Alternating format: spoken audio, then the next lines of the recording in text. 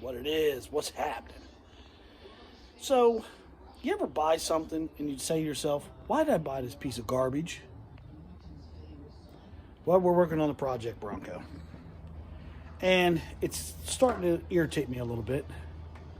If you remember, this is the one I'm building on the cheap for a beach truck. That eventually we're going to swap this garbage 6-cylinder out that's really just right now irritating me.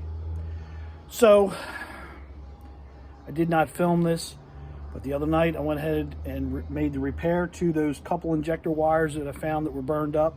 Put a set of injectors in it, put a valve cover gasket on it, put it back together. Had a hard time getting started, got it running, and fooled with it. A couple vacuum lines I had to repair. It ran very, very well.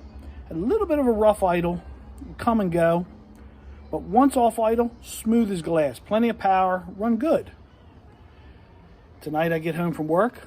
My thought was I'm going to finish up fixing the rest of the vacuum lines and finish bolting on the air intake tube and a couple other brackets that go on the other side of the upper plenum. And then go ahead, I still have all the air pump stuff off of here. I was going to put all the diverter valves and everything back on and wrap it up. I couldn't get it started. It fought me to get it started, and when I finally got it to run, it ran like total garbage. So I been fooling with it. The only way I could get the thing to stay running was if I leave the map sensor unplugged, and it's running full rich to the point it's burning your eyes. The exhaust is that strong. Know something was wrong because last night it ran absolutely fine. Sat here, let it run, and it's barely running, just shaking like it's going to jump out of the truck. I wish it would jump out and fall into the river. I've never had any luck with these 6-cylinders running smooth. All the 30 years I've owned Ford trucks, I always, if I bought a 6-cylinder truck, to me it was a parts truck. I know a lot of guys love these motors. I just never had one that ran worth a crap with for me, and this thing's fighting me. So these pliers here are actually really nice. These are plastic pliers. What I did was I went along while the engine was running, pulled each plug wire off. Got 2 cylinders. Let's see. Cylinder 4 and 5. Nobody's home. We got good spark. We got fuel. So I did a compression test. We got nothing. Now, one thing I did find that was odd. Now, this truck sat for quite a while. When I removed the valve cover, number 1 cylinder, the exhaust valve side, the push rod was off the rocker, which I thought was odd. I put it back on. So right now I'm in the process of removing this valve cover and going to see if we got something like that going on, because this thing ran too well last night to be something huge mechanical failure. So I'm going to get the rest of this plenum off and get this valve cover off and see what we found. Find. Well, just as I suspected, but not only 2 cylinders, got 3 of them. Now, what is causing this to do this? I have no idea. When I put this valve cover on, these cylinders were not like this. Let me spin you around. I'm not sure why this turd is doing this. So we got cylinder number 2. There's 3, 4, 5. All intake valves. Really odd. That one over there, the plenum, is full of fuel. I can actually see it laying in the plenum. So our injector's definitely working. But why, when I pulled the valve cover off to do the valve cover gasket, this one was off? Why is this thing doing this? I've never had a motor do this. This is really, really odd. And last night, this thing ran absolutely perfect. But this evening, when I went to start it, it would not start. It was hard to start. I had to hold it to the floor. And when I finally got it running, it ran terrible.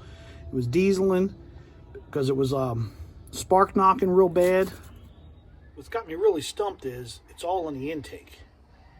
And even that one, when I pulled the valve cover off for the very first time, this one was off. I just can't figure for the life of me figure it out. I thought maybe dumping fuel somehow, turn the key on, maybe they're all, but that would have to be really, really insane.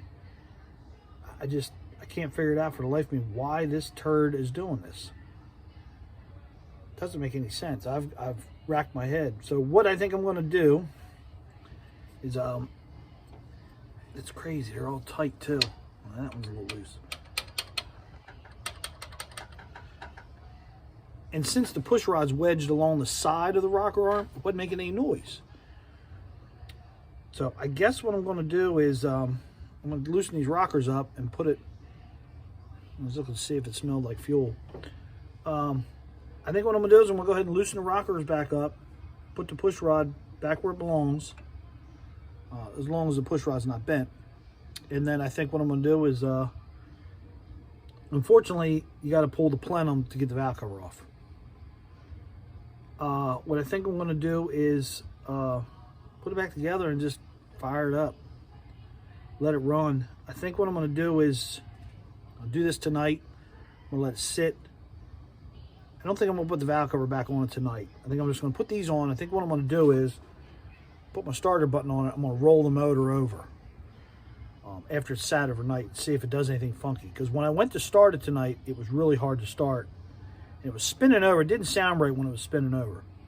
So I think what I'm going to do for the night is I'm going to go ahead and fix them, call it a night, throw a piece of plastic over the motor, and then tomorrow, before I put it back together, I'll spin it over with the starter button, watch them all, and then put it back together enough to where I can run it.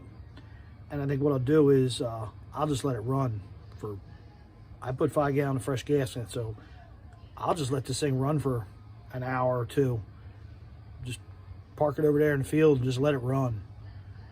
Maybe the lifters are not pumped up, or I don't know, because it did sit for a long time, but it's just very, very odd. What's got me baffled is the fact that it's all intake valves. That's just what's very strange. Very, very strange.